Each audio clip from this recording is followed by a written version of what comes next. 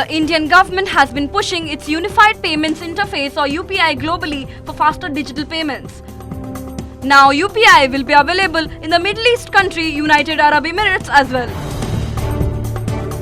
National Payment Corporation of India (NPCI) International Payments Limited has partnered with Network International, a large digital commerce company in the Middle East and Africa for this.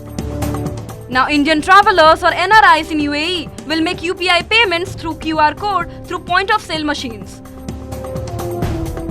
NPCI International CEO Ritesh Shukla said that the increasing acceptance of UPI payments among UAE merchants will be convenient not only for Indian travelers, rather it will promote innovative digital payment solutions at the international level.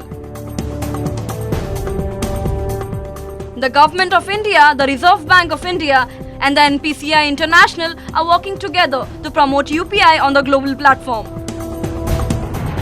UPI is officially accepted in Nepal, Sri Lanka, Mauritius, UAE, Singapore, France and Bhutan. According to NPCI data, the number of transactions on the UPI platform in June was 13.9 billion. It has seen an increase of 49% on an annual basis.